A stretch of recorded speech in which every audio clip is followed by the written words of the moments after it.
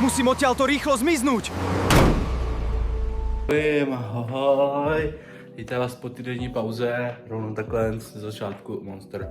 Sponzor. Dík. Díkys. Po týdnové pauze nenatáčel jsem, byly moc velký vedra a vidíte na mě, že jsem zase spocený jak idiot, ale lidičky. Ještě den a mám volno v práci. Já teďko jsem měl půjčený auto od rodičů a momentálně jim ho jedu vrátit zpátky.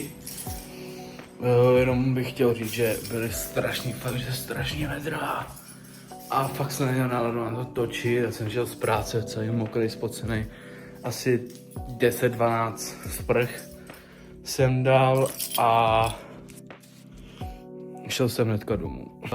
Půjdem pěšky a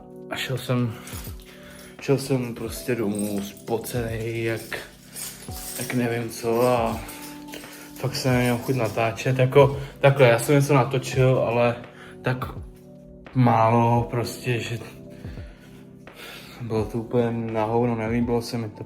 A já jsem to dal do střihu, takže možná jsem něco z toho střihnu, ale co máme potom. Ale to jedu teda vrátit auto a řekneme si pak něco v autě ještě zatím. Asi takhle jedeme a chtěl bych vám něco říct. V mý práci zítra končím a končím s ní jakože na dobro.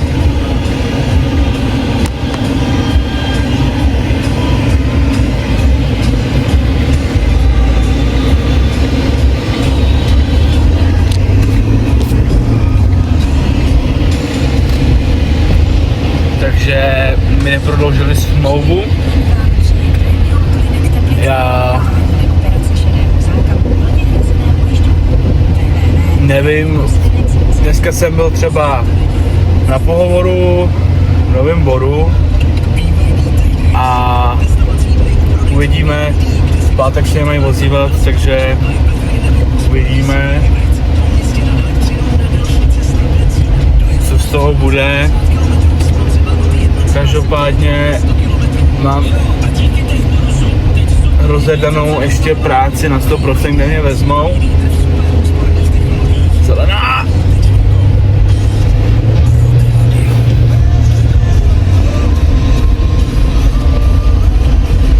Rozjedanou práci na 100% kde mě vezmou. To je řidič dodávky mezinárodně, takže bych natáčel převážně za volantem, jako teď. Držím to v ruce, jo, takže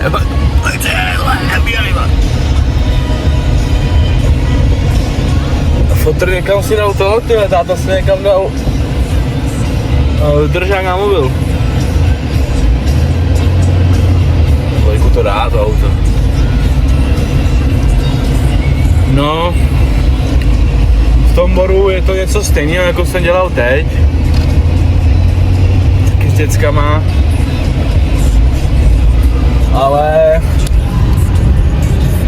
dneska mi tam jeden kluk, co tam pracuje, tak mi tam řekl něco, co mě trošičku odradilo, asi úplně nějak. Nevím. Co jsou peníze, jo, protože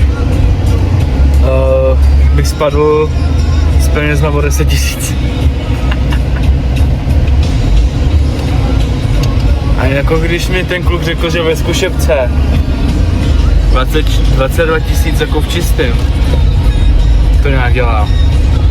A po zkušebce 26, tak jako by v té zkušebce bych spadl na 22, ale a já teď beru na 32, takže bych spadl o 10 000 a když můj nájem činí 22 000 jakoby i s telefonem,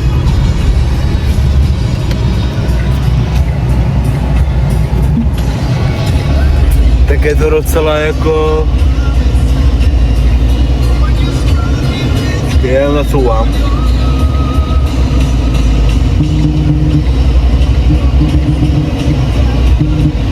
Počkej. Což je pro mě docela hardcore, protože já mám 18 nájem, 18 600 nějakých, nebo kolik mám nájem a prostě ta výplata v té zkušební době 22 000 je vlastně moje žití, moje jako bydlení, jo. Což asi úplně ne každý by vzal. 26 000, s tím už se dá nějak pracovat. Já budu mít víc peněz než 26, než 22. To jako vím, protože on mi říkal, že oni jsou jako tam všichni, co pracují, tak jsou jako bezdětní, nemají děti, tady to my už máme z nich, já už mám linku, takže o to já budu mít jakoby nižší daně. Takže jakoby o to budu mít víc než oni, takže já budu mít třeba 30, jo, než on. Nevím, třeba, nebo třeba 28, 29, jo, ale furt je to prostě, já jsem jako říkal, že prostě pod těch 30 prostě nejdu dolů prostě. A pak jako jsem byl na pohovoru ještě v jedné fabrice, no ale já jsem po operaci toho ramene a tam úplně nevím, jestli mě pustí buď doktor, nebo jestli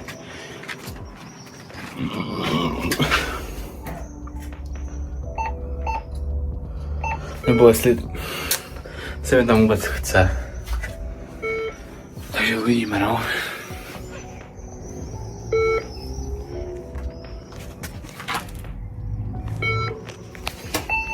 Díky. Takže uvidíme.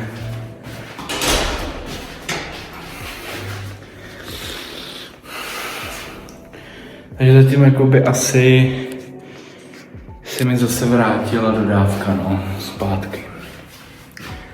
Uvidíme, jako já to musím jako samozřejmě probrat s ženou, s Nikčou. Jí se úplně moc nelíbí ta vize té dodávky, jelikož je to mezinárodně, takže je to týden v dodávce, víkendy doma. A to se úplně Nikče nelíbí, takže já jsem z toho měl trošičku radost, já bych tam do toho šel, mě baví řídit, jsou tam docela dobrý peníze, jsou tam větší peníze než tady, a nebo podobný prostě, a je to tak, no. Konečně to můžu říct, je to jeden z těch problémů, jsem řešil. A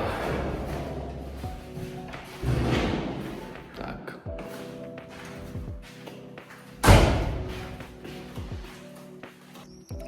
No.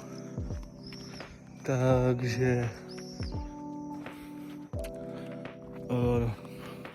prostě to jsou ty některý, jeden z těch problémů prostě,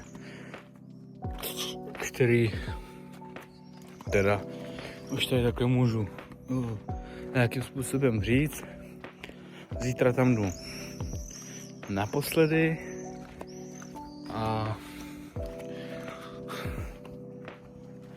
mám 2 měsíce volno, dovolenou, kterou jsem se dozvěděl, že mám mít správně 2 měsíce volna, ale protože 24. srpna mi končí smlouva, tak mám dovolenou jenom do 5. srpna.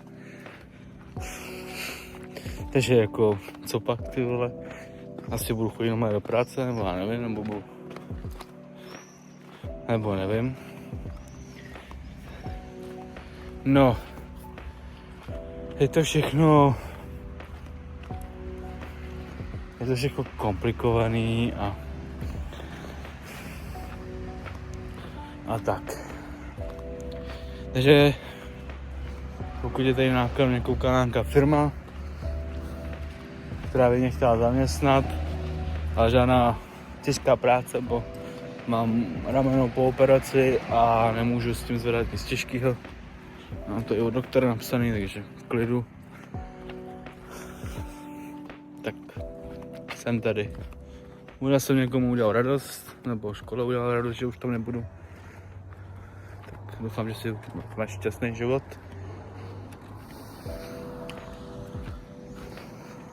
Mám tady ještě pak pár věcí na srdíčku, které řeknu, ale ty vám řeknu až později, až nebudu na smlouvě se školou. Takže tak.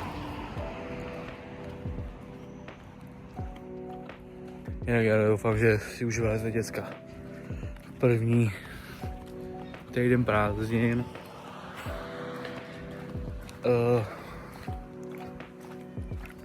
Mí kluci, co na mě koukáte, že si to užijete. Tyhle prázdniny, že doděláte tu školu, já vám věřím. Do srdíčka. To dáte. Jenom bez mě zvládnete. Jste borci. Díky vám za krásný rok. Jak prvákům, tak druhákům. No. A jedeme dál, no. Uvidíme se, co nám vlastně osud život přinese. Jedeme bomby.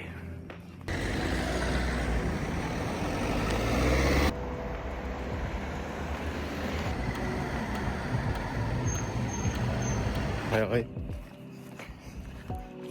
Takže. A tím to končí moje práce. Tu domů. Dneska naposledy jakoby, že tam 24. odezdat věci, 24. srpna. A oficiálně mi začíná dovolená. Paráda. A jdeme hledat práci na září.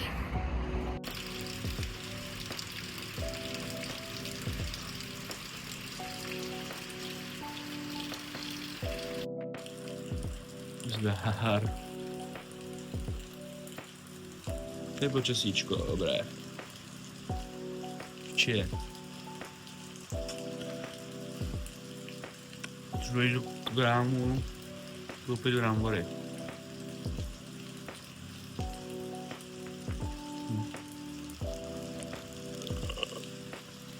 Ale jako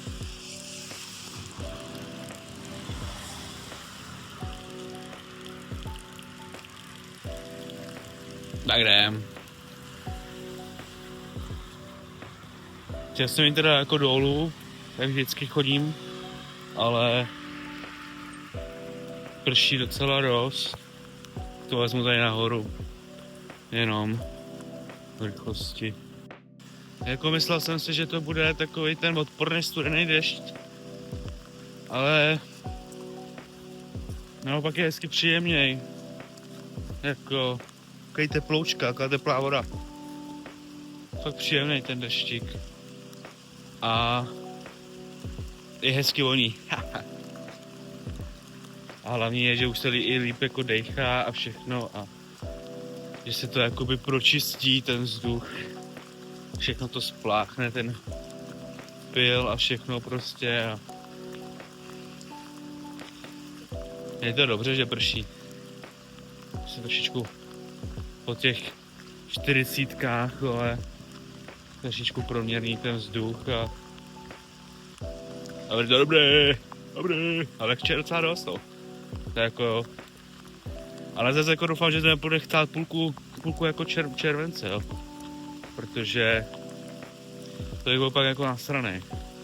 Takhle třeba chci takhle aspoň do pátku a pak zase jako víkend třeba nějakých 26, 27 počasí dobrý, jo. A takhle nechče 14 dní v kuse, ty jo. To je byl zase nasranej. Vole, to na hovno, vole. Jo, takhle pak je celý červenec, ty vole, a v srpnu máš, vole, pak 60 zase, vole. To je v prdeli.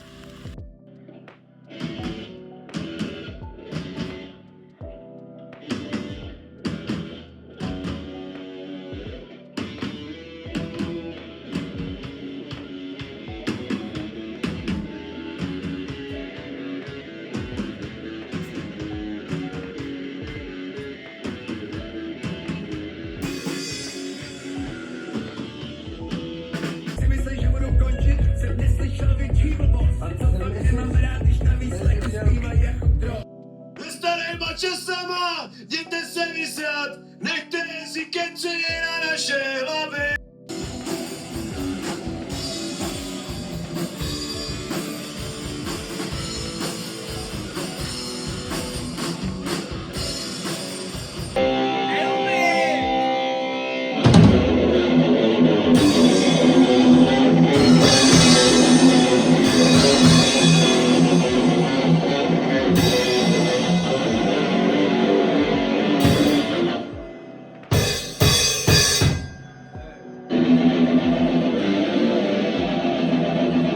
A few moments later. Nice. Ahoj, ahoj. Matěj se katnul sám. Nice. Frajeris. Ahoj, ahoj. Je tady sobota večer. Je už skoro neděle. Já si jdu zakouřit. Jsem sám doma. Nebo nejsem úplně sám. Jsem úplně sám.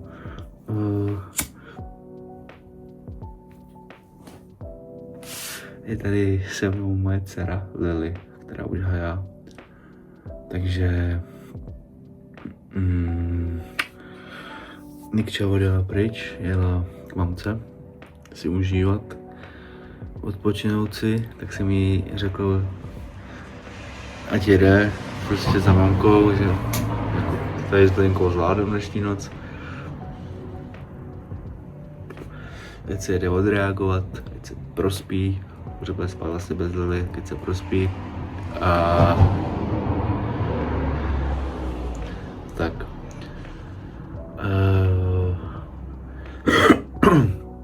Já jsem teda poklidil doma, dal jsem malinkou Lilinku spát, udělal jsem s ní jako večerní rutinu. Lilinka už běhá od půl 9. A já jsem se koukal chvilku na bednu, pak jsem si zahrál PlayStation. No a tak. Teďko momentálně jsem si dal cigaretu, půjdu už spát, se připravit ke spánku.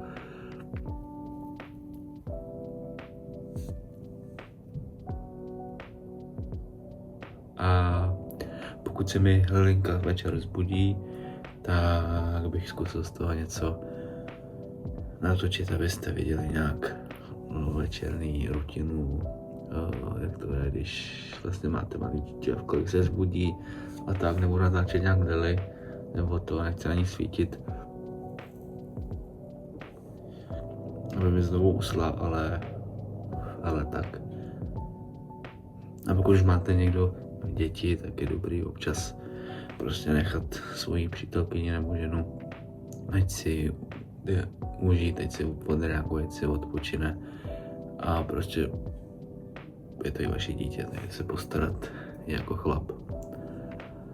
No nic, jdu dokouřit, připravit se ke spánku a jdu spát a uvidíme, jestli se Lilinka zbudí nebo ne. Já teda doufám, že ne, že bude spát až do rána, ale uvidíme. Zatím ahoj.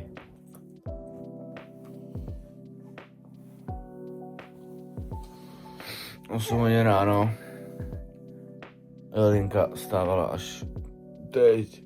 Dal jsem jí mlíčko a ono už nám tady dělá blbosti.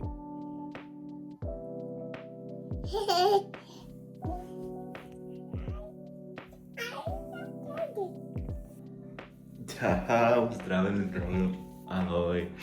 Tohle je konec tady toho týdne, konec tady toho videa. Já doufám, že se vám tady to video líbilo. Si ho užijete, když je takový dlouhý povídací, takový o ničem. Doufám, že jste se dozvěděli aspoň něco zase z mýho života. Nějaký moje osobní problémy, které jsem na videu říkal, že mám. Tak jeden z těch osobních problémů jsem vám už řekl. Takže je to tak, hledáme jinou práci, najdeme třeba, doufám, že najdeme nějakou práci, abych od září nastoupil, abych nevypadl z toho finančního příjmu a budu rád, když mě teda tady podpoříte lajkem, odběrem. Spadla nám sledovanost na nějakých 25 lidí, což mě docela mrzí, když jsme byli přes 100, takže prosím pojďme to zabodovat zase zpátky a já vám slibuju, že budu natáčet kvalitní videa. Užívejte si prázdniny, užívejte si život, a chodí do práce, tak si užívejte volna. Co budete mít, dovolenou, vezměte rodinu někam na výlet nebo tak, taky plánujeme s rodinou jet někam na výlet, takže určitě si to užijte a mám vás rád. Mějte se na tím. Ahoj.